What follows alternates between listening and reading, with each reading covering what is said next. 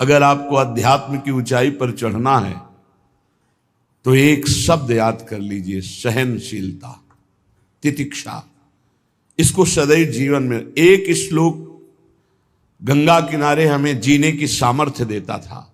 जब कभी हमें प्रतिकूलता दुख प्राय मिलते ही थे तो ये श्लोक, यम ही न व्यथ्यन्ते ते पुरुषम पुरुषर्षभ सम दुखा सुखाधीरम स्व अमृतत्वाय कल्पते। वो अमृत पद का अधिकारी हो जाता है जो आए हुए सारी व्यथाओं को, दुखों को मौन होकर सह लेता है, वो भगवान को प्राप्त होता है। जहां कोई कष्ट होता, बस यम ही न व्यथ्यन्ते ते पुरुषम पुरुषर्षभ सम दुखा सुखाधीरम स्वमृतत्वाय कल्पते। हमें सहना है, हमें भगवत प्राप्ति करनी। अरे छोड़ो, इसने मारा, इसका कर्म जाने, सहो, चलो आगे, चलो आगे बढ़ो। भूख प्यास गर्मी सर्दी मान अपमान दुख सुख, ये सब इस मार्ग के यात्री को मिलते ही है। और जो इसको सह गया वो जगत पावन करने वाला महात्मा बन जाता है। वो मम भक्ति युक्तो भुवनम पुनातु, लोक के लोक को पावन कर सकता है जो भगवान के चरणारविंद में अपने चित्त को अर्पित कर दिया। इसलिए दुखैर्हृदयत, चाहे जितना दुख पड़े प्यारे, किसी से मत कहो, किसी से मत, चुपचाप मौन होके सह जाओ। तुम्हारा स्वामी विधान करके तुम्हें दुख भेजा है तो बहुत बड़ा उसमें कोई सुख है। वो मंगल भवन है, तुम्हारा मंगल होने नहीं दे सकता। दिखाई दे सकता है कि अब अमंगल हो गया हमारा, अमुक अमुक अमुक, कुछ नहीं। धैर्य पूर्वक अपने मार्ग में सीधे चलते रहो। उसका विधान आया है, वो दुखद हो या सुखद, सुखद है तो हर्षित मत हो, दुखद है तो शोकित मत हो, आगे बढ़ो। देखो ये अध्यात्म है, ये कमर कस लो कि इस जन्म में मुझे इस भव समुद्र से पार होना ही है। ये जो कमजोर दिल के होते हैं ना, अनुकूलता जहां मिली तो बोले जब से हमने भक्ति शुरू की सब काम चकाचक बन रहे। ये भक्ति का फल नहीं है, भूल मत करना। ये तुम्हारे सुकृत चल रहे हैं इसलिए है। और जिस दिन दुष्कृत का फल आएगा उस दिन भक्ति करते हुए भी कदम रखना मुश्किल हो जाएगा, पग पग पर तुम्हें दुख मिलेगा। ये सिद्धांत को समझ लीजिए तो कभी आप निराश नहीं होंगे, शूरवीर होकर आगे बढ़ते रहेंगे। जो हमारी भक्ति ये नई फसल है और इस फसल की जो आनंद वृत्ति है वो भगवदानंद है, ज्ञानानंद है, अखंडानंद है, प्रेमानंद है। वो ये भोगानंद नहीं है, विषयानंद नहीं कि भगवान की बड़ी कृपा जो चाहो वो भोग मिल गए। ये सुकृतों के फल है। ये सुकृत और दुष्कृत दोनों को यही नष्ट कर दो और निकल चलो भगवान की परम धाम में, जहां नित्य सेवा सुख का आनंद सहचरियां ले रही है। श्रीपाद कह रहे संतर्जयस ताड़यन, कोई मुझे बहुत डांटे भर्त्सना करे और ताड़यन पिटाई भी कर दे, मुझे कुछ कभी शिकायत नहीं करनी प्रभु से। देख रहे हैं ना, वो उन्होंने विधान किया है ना कि इसको पीटो, तो हम चुपचाप पीट लेंगे, किसी से नहीं कहना। रहीमन मन की मन व्यथा रखिए मन में गोए, सुनिठ ले हैं लोग सब बांटने। इसीलिए असंगो हम, असंग किससे कहें अपने दुख सुख की बात। अपना दिल तो दिलवर को दे दिया, जो बीते सो दिल तो उनके पास है, वो तो जाने दुख सुख की बात, हम क्या जाने। हम तो बस आपके हैं। मौन, अपने विषय में न सुख की बात करे न दुख की, मौन। बात करे तो प्रभु की करे, नहीं तो मौन।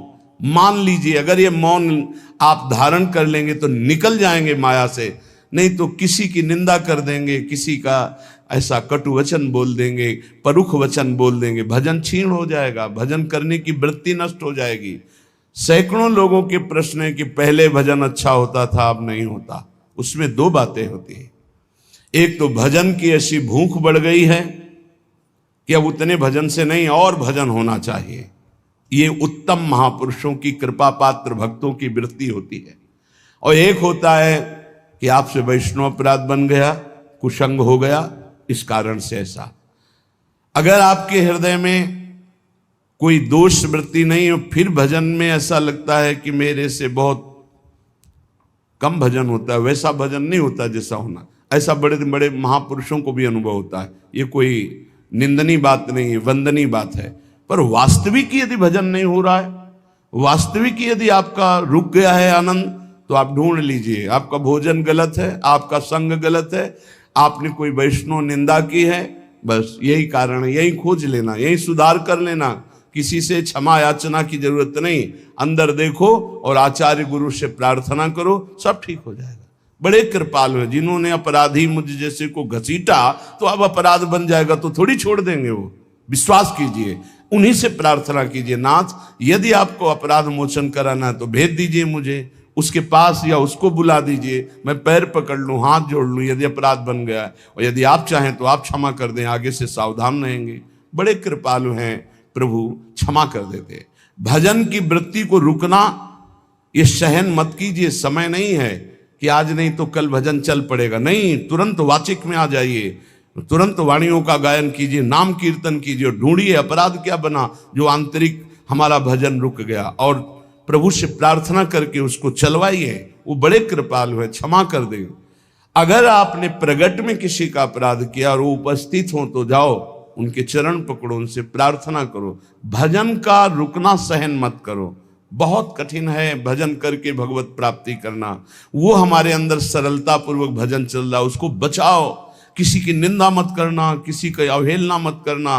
तुम्हारी कोई निंदा करे, तुम्हारी अवहेलना करे, सह जाना, कह रहे हैं इसमें, कह रहे संतर्जय ताड़यन बंधनन। यदि वो कहीं मुझे बांध दें, मैं बंधना में स्वीकार कर लूंगा। ऐसा भक्तों को कोई बांधता है क्या? हाँ, बांध देते हैं। तितिक्ष ब्राह्मण की कथा में पढ़िए, उसको बांध दिया। एक सखी बहुत भजनानंदी थी, उसके परिवार के लोग रोज उसे पीटते थे और उसे बांध देते थे। सखुबाई नाम उसका सखी का था। एक सखी बहुत नागरीदास जी के संग में रहकर भजन की वृत्ति उच्च कोटि की सीखी थी, भागमती बाई। उनके पति ही उनके ऊपर सैया लगाकर नवीन रानी के साथ बैठते हुए ऐसा पिटाई करते, इतना कष्ट देते, पर वो उच्च कोटि की ऐसी महान भक्ता, परम सिद्ध बरसाने के जो वास करने वाले अपने नागरीदास जी थे, हरिवंश महाप्रभु के शरणागत, उनके सत्संग से ऐसी उच्च कोटि की दशा प्राप्त हुई, उसे कोई फर्क नहीं पड़ा। उसके कष्ट देने के लिए उसके ऊपर सैया लगाते, राजा थे, और नवीन रानी के साथ उसके ऊपर बैठते, उपद्रव करते, मारते, पीटते, लेकिन वो सम रहती। संतर्जय ताड़यन बंधनन, शांत। वो देख रहा है, बस तुमको यही सोचना, वो देख रहा है, मेरा स्वामी देख रहा है।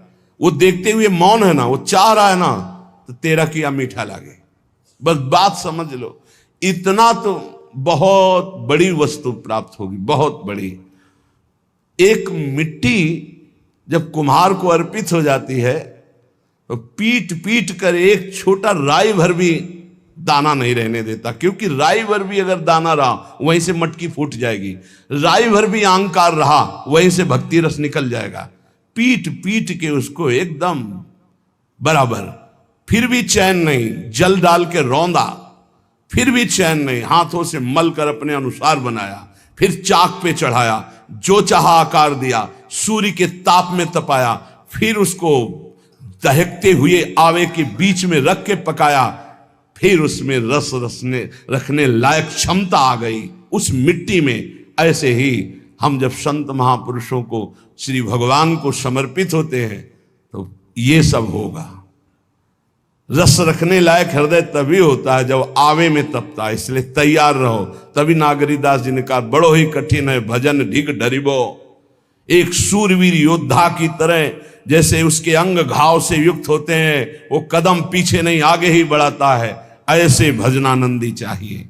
चाहे मुझे चोर कहा जाए, पतित कहा जाए, गाली दिया जाए, मुझे मारा जाए, बांध लिया जाए, तो भी मैं भगवान पर दोषारोपण नहीं करूंगा। मैं यही निश्चय करूंगा, प्रभु मेरे देख रहे हैं, जोई जोई प्यारो करे सोई मोई भावे, उनका विधान परम मंगलमय है। अंतः क्लेश मतीव दुस्सह तरम प्राप्नोति नाना विधई।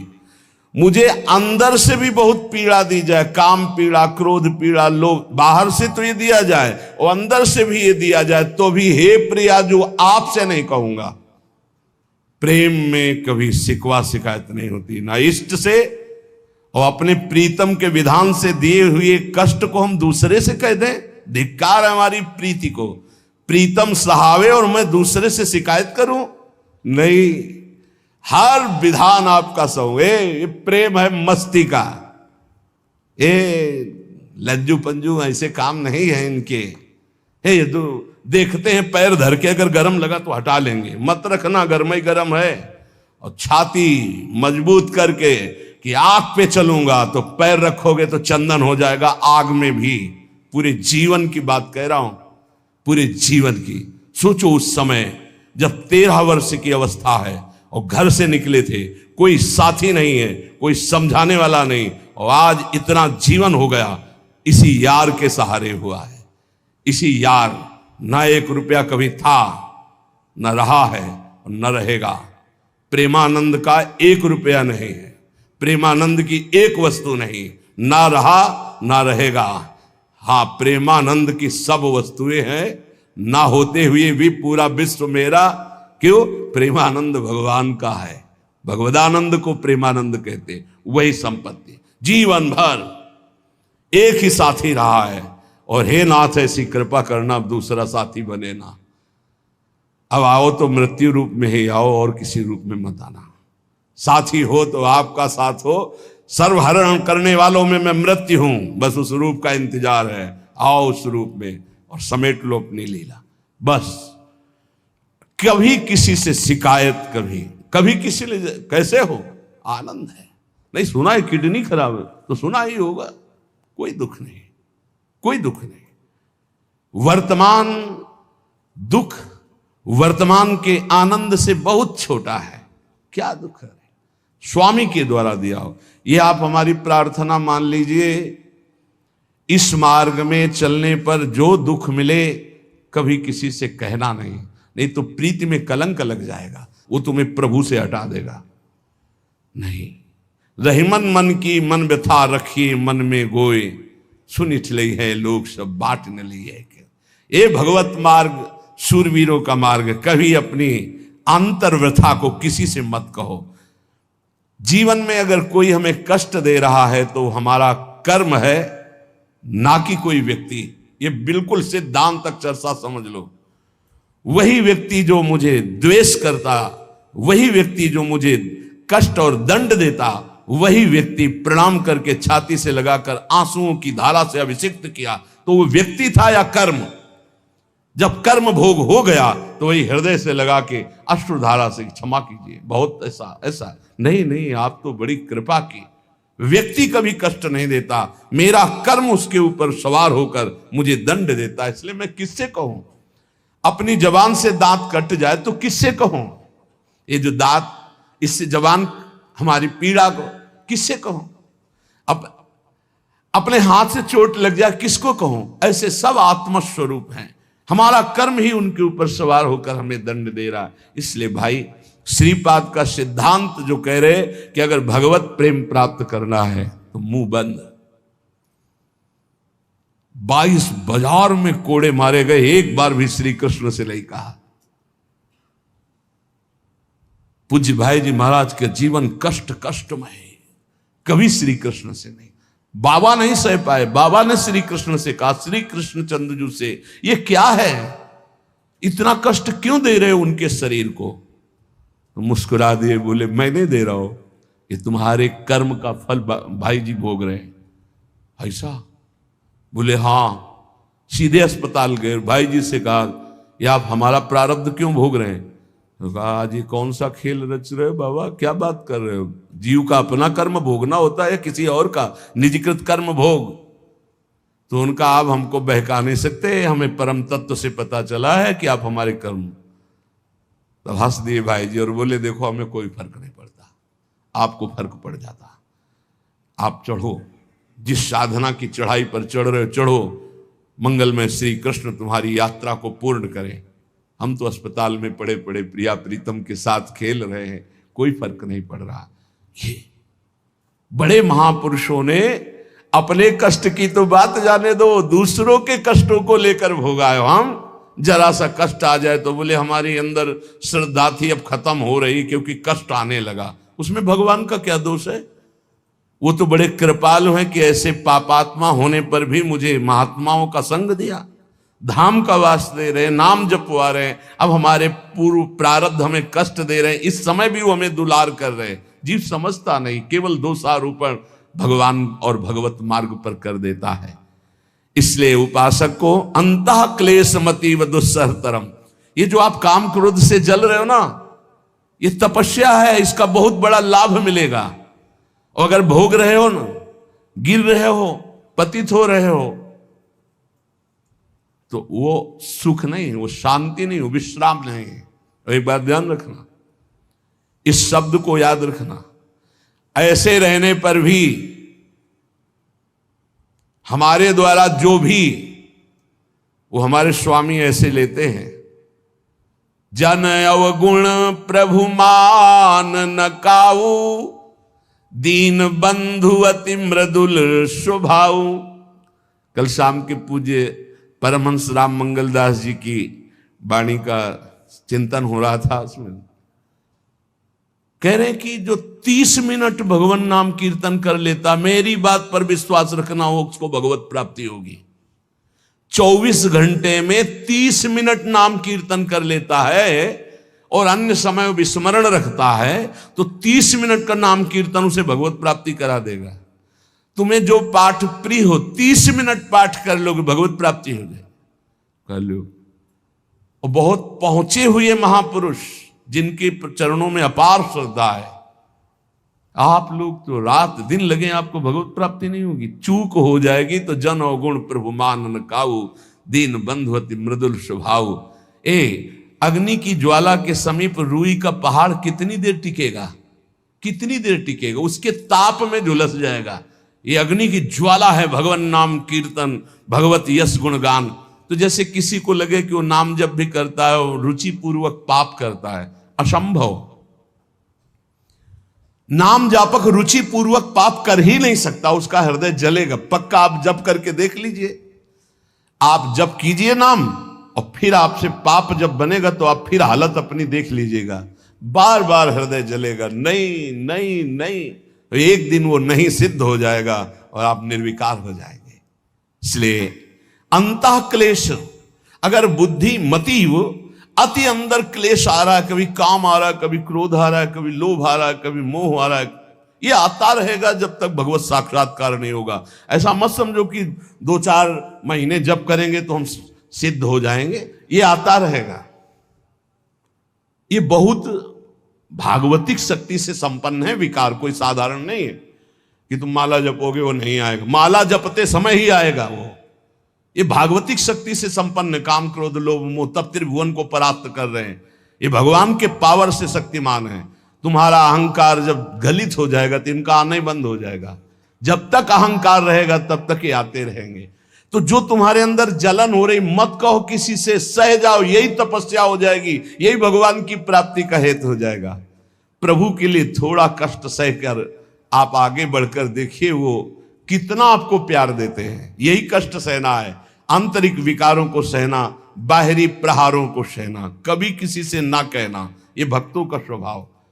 मौन, इसीलिए वाणी से मौन, कुछ ना बोलना। हमने एक संत भगवान को देखा, 22-23 वर्ष पहले वृंदावन में कच्चा मार्ग था, एक बोरा रखते थे, ऐसे पागलों जैसा भेष था। तो जब रात्रि के 11 बजे वापस यमुना किनारे से प्रसाद पाके यमुना किनारे गए, यमुना किनारे से जब लौटते थे तो उनको देखते थे अकेले वो बैठे रहते थे। उनकी मुद्रा देख के लगता था भगवदानंद में डूबे हुए हैं। नजदीक बैठे, बोरा उठाया, चल दिया। अम्मी पीछा छोड़ने वाले थे नहीं पीछे, तो उनका क्या बात है, क्यों पीछे हो? अब संत वेश हमारा भी तो मर्यादा से ही बोलेंगे, वो कुछ नहीं, केवल जानना चाहते हैं आपको। तो कालीदह की इधर एक तमाल का पेड़, जो श्वेत रंग का एक वृक्ष है, उसका मुझे नाम नहीं याद आ रहा, गुलर जैसा, और वो तमाल में लिपटा हो, अब भी है, दाहिनी तरफ है।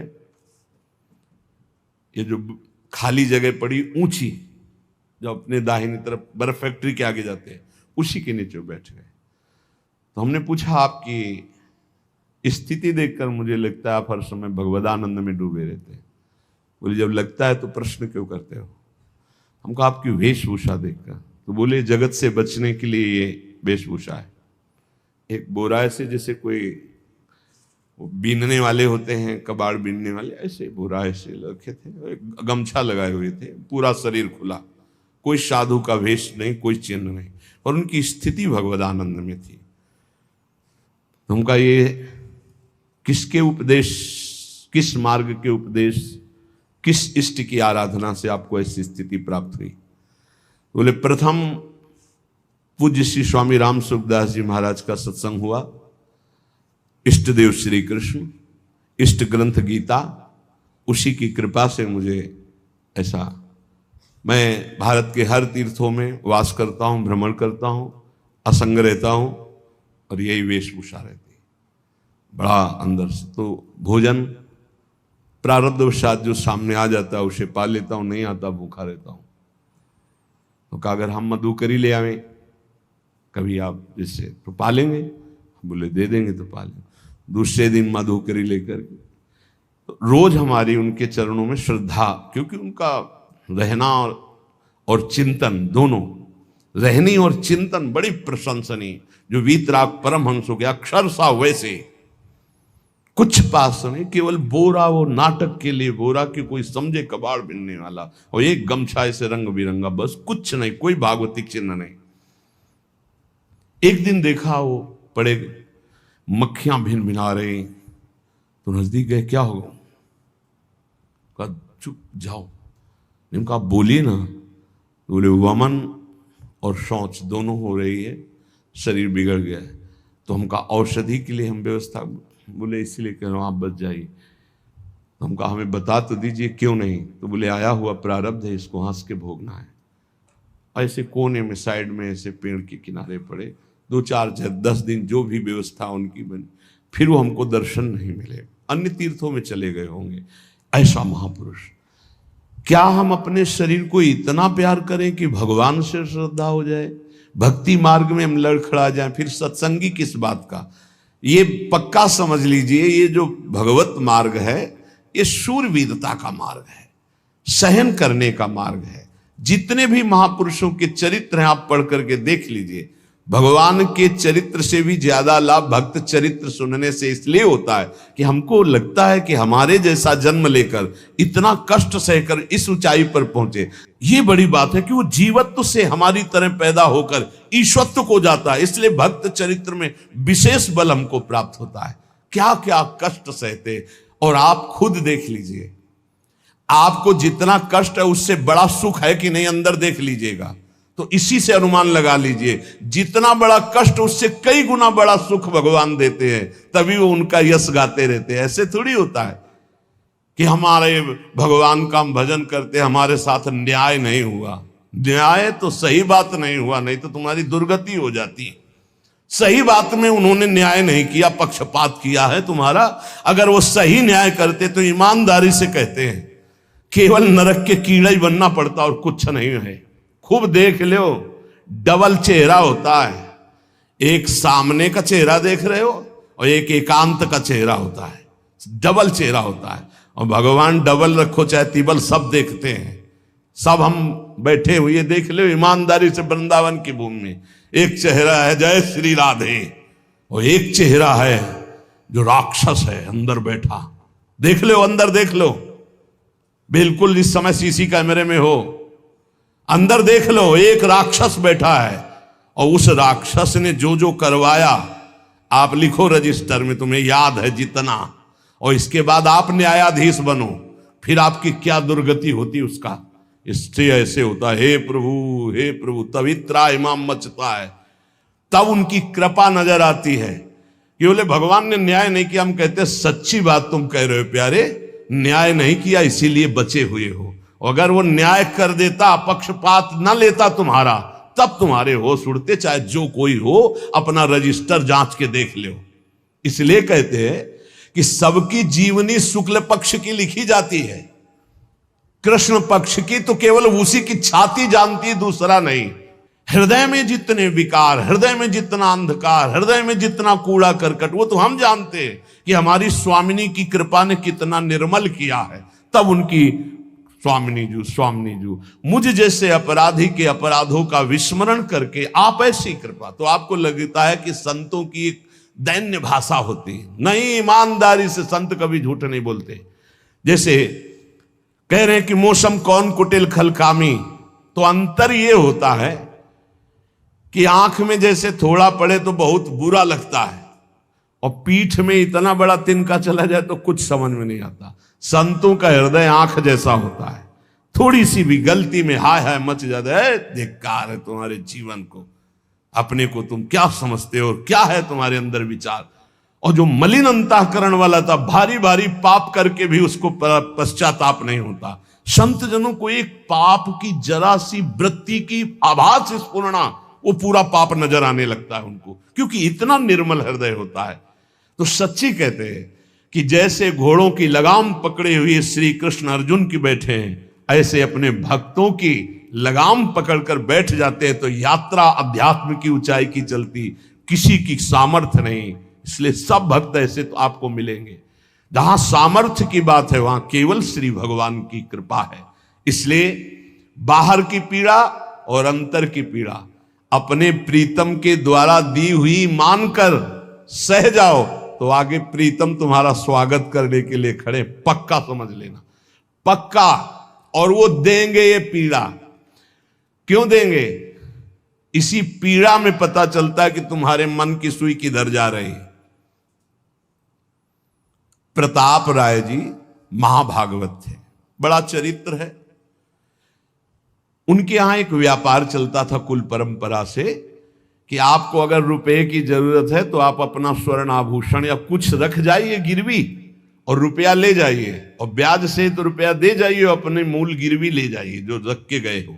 यही उनकी कुल परंपरा से चल। तो उसी के आधार पर वो कुल परंपरागत कर्म कर रहे थे। निरंतर नाम जब भगवत आराधन में मगन। अब नाम जब भगवत आराधना और ईमानदारी से कार्य, तो बड़ा सब खूब धन संपत्ति, बहुत आनंद, और भक्तजनों के खूब भोजन होते, भंडारे होते। तो जो चिढ़ने वाले जलने वाले लोग हैं वो जलते थे कि करता तो ये कुछ है नहीं, खूब जय जय मच रही है चारों तरफ, इसको नष्ट किया जाए। ये किसने बीज बोया? अरे बोले दुष्ट स्वभाव ने। नहीं नहीं नहीं नहीं, भगवान ने। किनको हुस्काया? डंडे को। क्यों? अब झंडा फहराओ मेरे भक्त के यश का। उनके हृदय में जलन हुई। वहां का काजी और मिल गए 3 लोग, और उन्होंने कहा कि इसको नष्ट किया जाए। बोले बस आप सहयोग दो, नष्ट तो पक्का। बोले कैसे? बोले प्लान तो सब हमारा बन गया है। अब झोली में कंकड़ भरे। अब प्रताप राय जी, बेटी का ब्याह है, 10,000 मुद्रा चाहिए। बोले गिरवी? बोले है स्वर्ण मुद्राएं। अब वो इतने ईमानदार विश्वास, बोले बॉक्स रखा रहता है उसी में रख दो, दस्तखत करो, 10,000 रुपये लो, ब्याज से दे जाना, अपना ले जाना। थोड़ी देर बाद दूसरा आया ऐसे, फिर तीसरा आया, वो तो उनका व्यापारी था। 5 दिन बाद वापस आया और काम बन गया। ब्याज सहित ये रुपये लो, हमारा आभूषण वापस करो। बोले जहां रख गए थे वैसे उठा लो। बाक्स से उठाया ऐसे। अरे देखो कितना नाटक करता है, माला जपता है, भगत बनता है, हमारे स्वर्ण आभूषण हटाकर कंकड़ पत्थर भर दिए। अब लोग तो आश्चर्यचकित हो रहे थे कि ये भगत जी तो ऐसे है नहीं। इतने में दूसरा आया, उसने भी वही नाटक शुरू। तीसरा आया, उस अब तो पक्का हो गया कि पाखंड करता है। लोगों की श्रद्धा को कपूर कहा गया है। कपूर ऐसे बाहर रखो ना तो उड़ जाता है ना, ऐसे ही श्रद्धा है। अगर उसको आप मजबूती, विश्वास की मजबूती में नहीं रखोगे तो श्रद्धा उड़ जाएगी। अब तो सब कहने लगे कि प्रताप राय तो बहुत ही पाखंडी निकला। अब हाहाकार मच गया। इसके बाद काजी, वो तो सब मिले हुए थे, काजी ने बादशाह के सामने बात पेश की। काजी के इशारे से बादशाह ने हुक्म दिया इनको बंदी बना लिया जाए, सारी संपत्ति जब्त कर ली जाए। अब राज सैनिक बंदी बना लिए प्रताप राय जी को, सारी संपत्ति जब्त होने लगी। तो उन्होंने अपनी पत्नी से इशारे से कहा ठाकुर जी लो और भाग जाओ अपने मायके, ठाकुर जी को बचाओ। ऐसी स्थिति में याद क्या है? ठाकुर जी को बचाओ, उनका भोग राग चलता रहेगा, हम तो जेल में कष्ट भोग लेंगे। ऐसा ही हुआ। वो पीछे की खिड़की से अपने ठाकुर जी को लेके सब तहस नहस हो गया। म्लेच्छ सेना साहब नष्ट भ्रष्ट कर दिया, बंदी बनाया, उनको ले गए, जेल में डाल दिया। कुछ लोगों ने कहा कि महाराज अभी ठाकुर जी अष्ट धातु के हैं, बहुत महंगे हैं, उनकी पत्नी इसीलिए लेके भाग गई है। मायके से पत्नी को भी बंदी बनाया, ठाकुर जी को भी संपत्ति के रूप में जब्त किया, और जहां संपत्ति थी वहां गोदाम में ठाकुर जी को ऐसे जैसे संपत्ति डाल दी वैसे डाल दी। जब पत्नी नजदीक हथकड़ी बेड़ियों के सहित, और वो तब एकांत जब हुए तो उनका प्रभु आज तक मैंने कभी आपसे मांगा नहीं और कोई शिकायत नहीं की, बस एक कष्ट है इस समय कि आपको गोदाम में डाल दिया गया है, हम प्राणों से अधिक आपको प्यार करते हैं और आपको भोग नहीं लगेगा, आपकी सेवा नहीं होगी, ये हम बर्दाश्त नहीं करेंगे। प्रभु कुछ उपाय करो जिससे आपकी सेवा, अगर हमें ये पता भी चल जाएगा कि आपको भोग लग रहा है तो आजीवन हम पति पत्नी को जेल में रखो, मुझे कोई कष्ट नहीं। प्रभु ये सब कुछ हुआ, मुझे कोई कष्ट नहीं, आपको भोग नहीं लगेगा, इस बात से मैं जीवित नहीं रह पाऊंगा। भगवान देर थोड़ी लगी युगल सरकार गलवैया दिए हुए, इस स्थिति में भी तुम्हें मेरी चिंता है, तुम्हें अपने अपमान की, अपनी संपत्ति जब्त की, अपने जेल की दुख की कोई चिंता नहीं, मेरी चिंता है। वही साक्षात्कार हुआ। अब तत्काल, अब वो तो चाबी बदलने वाले हैं ना, ज्ञानी मूढ़ न कोय, जस जय का रघुपत करे तस ताही क्षण होए, बोले भियस महेश तब ज्ञानी मूढ़ न कोय। उस वहां का जमींदार जो था उसने कहा ऐसा हो ही नहीं सकता, यह सब गलत है, पाखंड रचा गया है प्रताप राय जी के प्रति। बादशाह के सामने विरोध प्रकट कर दिया, नहीं सही जानकारी जांच हो। बादशाह ने उन तीनों को बुलाया और कहा फांसी पे चढ़ा देंगे यदि सही नहीं बोलोगे। सही सही बोल दिया कि उसमें हम सोना तो रखा ही नहीं था, कंकड़ रखे थे। काजी की ये सब बात थी। काजी को दंड दिया गया, तीनों को बंदी बना लिया गया, प्रताप राय जी को पूरा नुकसान सहित सब अर्थ दिया गया और बड़ा सम्मान किया गया। फिर जीवन, ये घटनाएं भक्तों के जीवन में आती है किस लिए? भगवत साक्षात्कार कराने। भगवत साक्षात्कार जेल में प्रताप राय और उनकी पत्नी को हुआ। इसलिए उपासक को कितनी भी परिस्थिति कष्ट की आवे, वो तुम्हारे आनंद का वर्धन करने वाले बनेगी, विश्वास रख लीजिए। बस किसी से सहयोग मत मांगना और किसी को अपनी बात मत कहना। प्रताप राय जी ने किसी से भी नहीं कहा, कुछ भी नहीं बोले, केवल प्रभु से कहा कि आपकी सेवा अगर हमको कान में सुनने को मिल जाएगी कि आपका भोग लग रहा है तो मुझे कोई कष्ट नहीं होगा, लेकिन ये मैं नहीं सह पाऊंगा कि आप गोदाम में ऐसे, क्योंकि मैं जीवन भर आपको दुलार करता रहा हूं प्रभु। अब वही भगवत साक्षात। तुम्हारी सुई कहां जाती है मन की? कष्ट की स्थिति में कोई मित्र, कोई रिश्ते नातेदार, कोई पावर काम आता है या भगवान की तरफ जा? अगर भगवान की तरफ तो जीत गए, और अगर संसार की तरफ ऐसे भी मिलने, आप बिल्कुल फोन कर देना, हम तुम्हें अमर कर देंगे, नहीं फाड़ के फोन नंबर फेंक देना कि हम रखेंगे भी नहीं ऐसा नंबर। जब कोई नंबर नहीं होता तब हरि का नंबर लगता है। जिसके पास किसी का फोन नंबर नहीं होता उसका हरि का नंबर लगता है। ध्यान ले दो, कलयुग है इसीलिए सबके पास नंबर भेज दिया है। सबके पास नंबर है क्योंकि हरि से फोन नहीं कर सकते। हरि का फोन जानते हो कैसा होता है? जब आर्थ होकर अनाथ भाव से असरण कोई नहीं मेरा, तब हा नाथ, वो फोन नंबर। भाव से मुझको पुकारे तो भाव से बेड़ा पार है, भाव पूरित टेर ही करती मुझे लाचार है। भाव बिना भगवान आवाजें नहीं सुनते, भाव सुनी पुकार भगवान नहीं सुनते। भाव कब आता है? बाजार में थोड़ी मिलता है। किसी से हमारा संबंध नहीं। ये जीतना है तो ये बातें पकड़ लो सत्संग की। कोई विपत्ति दुख आने पर अगर किसी का नंबर आपको याद आवे कि अगर हमें विपत्ति आएगी तो कौन सा नंबर याद आएगा? बोले अमुक का, उसको डिलीट कर दो। नहीं, अमुक का नंबर नहीं रखेंगे हम, श्री जी का। श्री जी का नंबर क्या है बताया तुम्हें? क्या है? बस कोई नंबर नहीं तो श्री जी का नंबर। हे लाडली, हे प्रिया, कोई है ही नहीं, अब अपना कोई है ही नहीं तो कौन है? सच्ची बताते हैं, एकदम नंबर। 1 घंटी में फोन उठा लिया जाता है, 1 घंटी। गजेंद्र ने जब देखा कि कोई मेरा सहयोगी नहीं, हारी री नहीं पहुंच पाया, काम हो गया। हरि पूरा नहीं कर पाए, काम हो गए। गोविंद यही प्रकट हो गए, वस्त्रावतार। ये नंबर है हरि का। जब तक पांडवों की तरफ, भीष्म की तरफ नंबर नहीं लगा, दांत तक पकड़ा, नंबर नहीं लगा, और जब छोड़ दिया, कहा गोविंद, बस नंबर लग गया। ये है भगवान को पुकारना, ये है भगवान तक आवाज पहुंचाना। कोई हमारा नहीं, यही तो हमारी साधना है।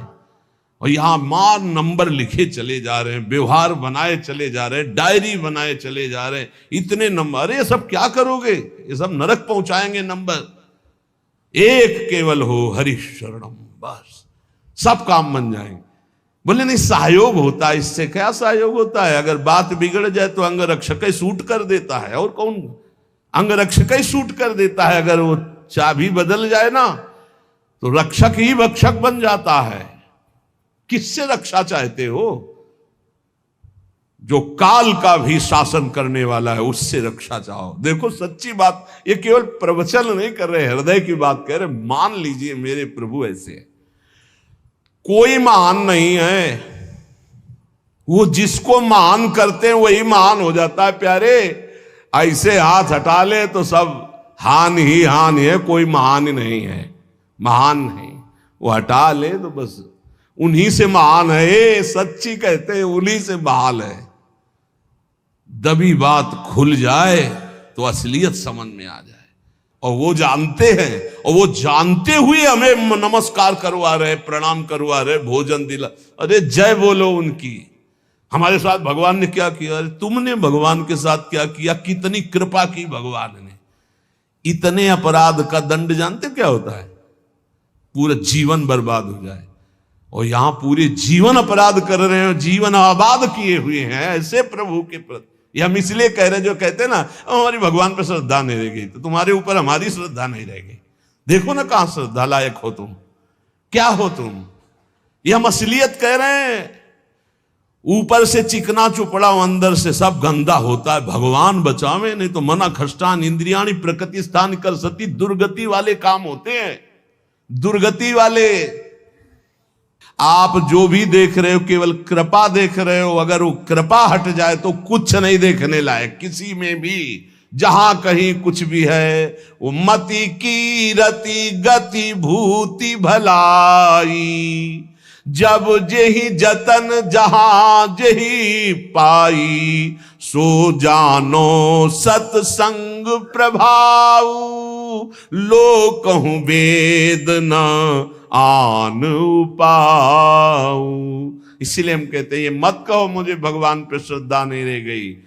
भगवान की इतनी कृपा है, हम कैसे तुम्हें बताएं। कृपा ही कृपा है कि वो न्याय ठीक से नहीं करते। किनके साथ? एक बार जो कह दे राधा, एक बार हरि, एक बार कृष्ण, तो पक्षपात ले लेते हैं। अगर पक्षपात ना लेते, ठीक से न्याय करते, तो करोड़ों कल्प रो नरक मिलता, फिर भी उद्धार नहीं होता। इसे आचरण सबके अंदर है, देख लो। 15 मिनट के अपराध से जीवन भर आपको भारत की जेल में सड़ना पड़ेगा। वो ऐसे कितने अपराध हैं उनका, जिनको तुम इस कानून से अनुमान लगा सकते हो। वैसे कितने अपराध किए, लेकिन स्वामी ने कभी एक चाटा नहीं लगने दिया, और निकाल करके आपको परम पद की तरफ ले जा रहे। कृपा नहीं दिखाई दे रही? तुम सत्संग, नाम जप, भगवत यश गायन, भगवत लीला, भगवत धाम, ये तुम्हारी साधना का फल है क्या? ये कृपा का फल है।